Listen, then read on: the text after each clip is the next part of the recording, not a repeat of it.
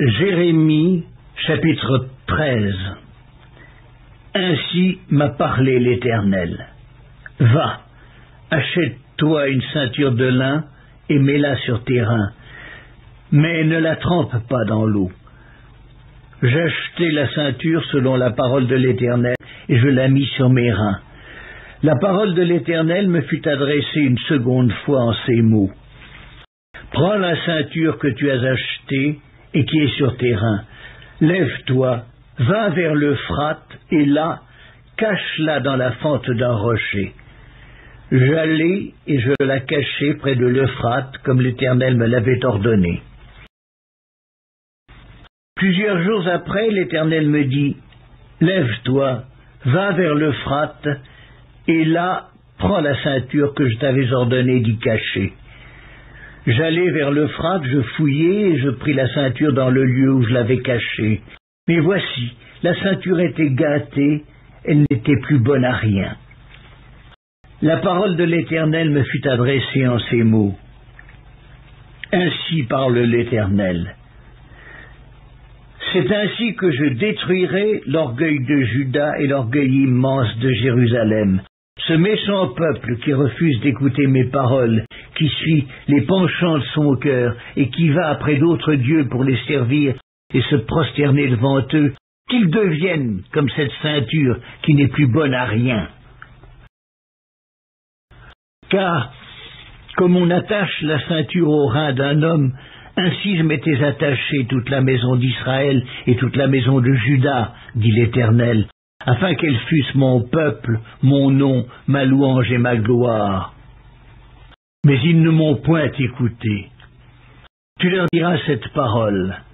Ainsi parle l'Éternel, le Dieu d'Israël.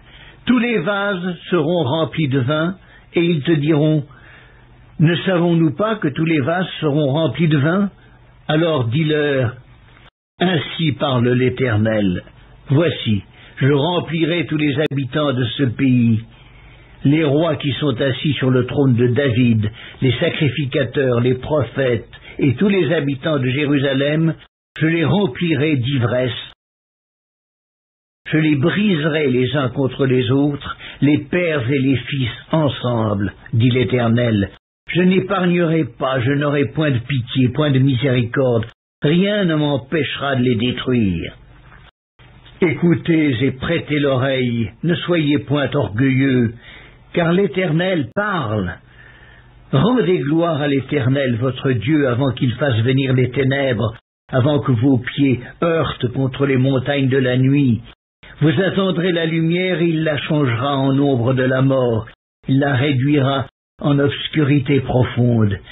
Si vous n'écoutez pas, je pleurerai en secret à cause de votre orgueil. Mes yeux fondront en larmes, parce que le troupeau de l'Éternel sera emmené captif.